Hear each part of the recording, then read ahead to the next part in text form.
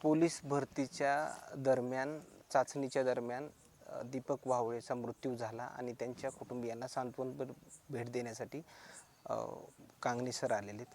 Sir, एकूणच पूर्ण प्रक्रिया तुम्ही पाहतायच, नेमकी हा जो मृत्यू झाला याचं कारण काय असावं? याचं मृत्यू असण्याचं प्रमुख कारण आहे की याला परिपूर्ण प्रशासन जबाबदार आहे.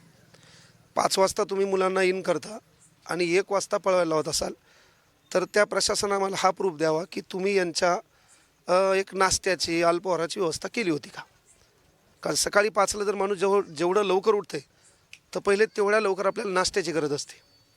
तो पोरगा त्याला डाएटसोबत, कारण तुम्ही बॅग काय केलं आहे, ग्राउंडमध्ये बॅग आणायला परमिशन नाकारले, बॅग तुम्हाला बाहेर बाहेर ठेवायची आहे. मग त्याच्यामध्ये त्याला फक्त पाणी प्यायचं आहे आणि पाणी पिऊन जर सकाळी म्हणजे 5ला तो जर ग्राउंडला इन झाला असेल तो कदाचित उठला असेल 3 वाजता. मग 3 वाजता उठलेलं पोरगं तिथं ग्राउंडवर तर झोपू शकत नाही. वरती ऊन आहे, खाली लाल माती आहे आणि त्याच्यानंतर तुम्ही 1 वाजता त्याला पळायला लावले.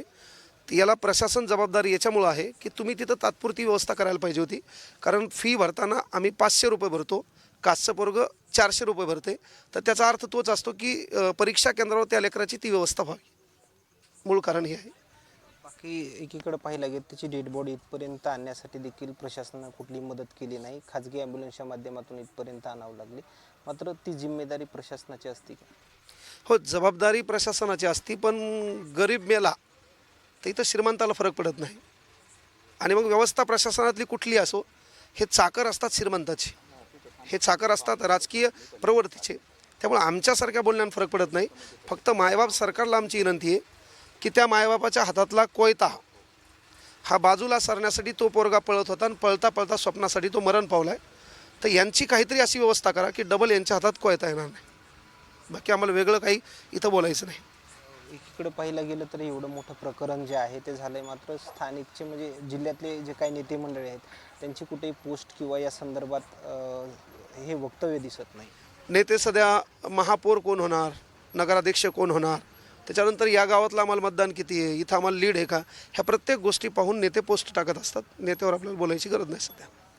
काय या कुटुंबियांची पूर्ण माहिती घेतली आहे, नेमकी काय परिस्थिती म्हणजे आई वडील वृद्ध आहेत, ऊसतोड कामगार आहेत, भाऊ एक ऑटो चालवतो आणि पोरानं ठरवलं होतं की आईला शब्द दिला होता की आई यावर्षी मी अंगावर वर्दी आणणार. त्या वर्दीचं स्वप्न धुळीत मिसळलं गेलं. याला जबाबदार कोण आहे सर्वांना आपल्याला कळलेलं आहे. विनंती एकच आहे बाबा, त्यांच्या हातात डबल कोयता येणार नाही यासाठी सरकारनं भरघोस यांना मदत करावी. एकीकडे पाहिलं गेलं तर हा मृत्यू झाल्याच्या नंतर त्याच्यासोबतचे जे काही मित्र होते ते देखील या प्रकरणामुळं आज ते गेले नाहीत ग्राउंडवर तिथं. मात्र त्यासाठी प्रशासनानं काहीतरी परत हालचाली वगैरे करायला नाही, प्रशासनानं तर हालचाली म्हणजे पहिले माझं म्हणणं काय की हा जो दीपक आहे ही सुरुवात झालेली, येणाऱ्या काळात पुन्हा दीपक दुसरा कोणी होणार नाही यासाठी प्रशासनानं काहीतरी चांगली व्यवस्था करावी.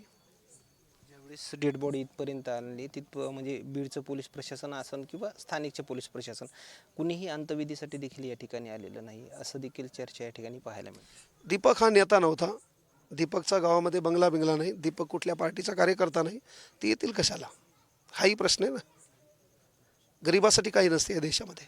तुमची काही मागणी असणार आहे इथल्या स्थानिक प्रशासनाला, त्याला आर्थिक स्वरूपाची मदत वगैरे मिळावी किंवा त्याच्या भावाला शासकीय सेवेमध्ये घेण्यात यावं? नाही, तर भावाला शासकीय सेवेत हा शब्द आपल्याला घेता येणार नाही.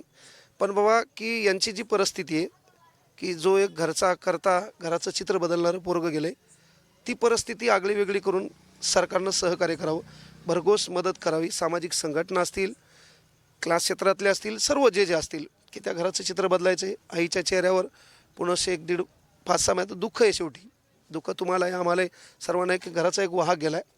तर बाबा भरघोस मतान ज्यानं जसं होईल सढळ हातानं मदत करण्याचा प्रयत्न करावा.